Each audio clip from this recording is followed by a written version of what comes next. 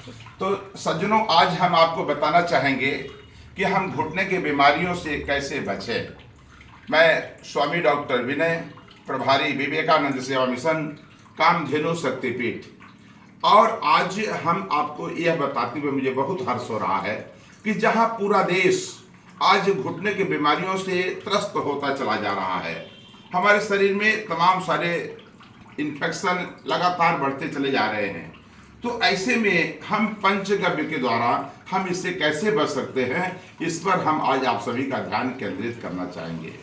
सज्जनों, इसके लिए हम जो गौमूत्र लेते हैं सॉल्वेंट के रूप में, और उसमें हम विशेष रूप से 3 जो है सामान डालते हैं। पहला हरसिंगार का पत्ती है, दूसरा अपराजिता की पत्ती है, फिर तुलसी का पत्ता है। इसके अलावा कुछ और जड़ी बूटियां हम डालते हैं। तो अब आप देख सकते हैं कि हमारे डिस्टिलेशन मशीन का फ्लास्क है।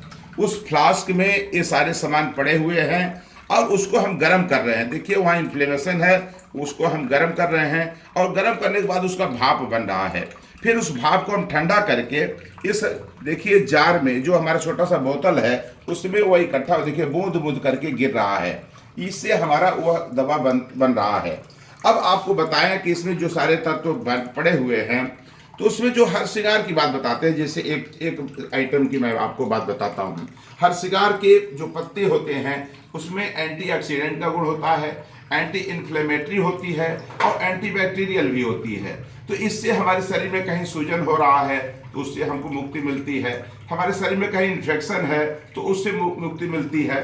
ये तो एक चीज की बात कर रहा हूँ। उसके अलावा हमारा अपराजिता और तुलसी का पत्ता, इसके अलावा और भी कई चीजें मिली हुई हैं। सज्जनों, जो हमारा सॉल्वेंट है वो हमारा देसी गाय का गौमूत्र है, जो हमारे इन तत्वों के जो प्रभाव है इसको कई गुना बढ़ा देता है। तो सज्जनों, हमारा उद्देश्य है कि हमारे देश में जो तमाम सारे कुकुर मुत्ते की तरह हॉस्पिटल बढ़ रहे हैं, लोग मेडिकल सुविधा ले नहीं पा रहे हैं, डॉक्टरों की कमी है, हॉस्पिटल की कमी है। ऐसे में हमारी जो गौ माता है, इनका जो पंचगव्य है, उसके द्वारा हम अपने को कैसे पूर्ण रूप से निरोग रखें, इसके लिए एक विषय को मैं आपके सामने केंद्रित किया हूं। वह है मेरे घुटने की बीमारी।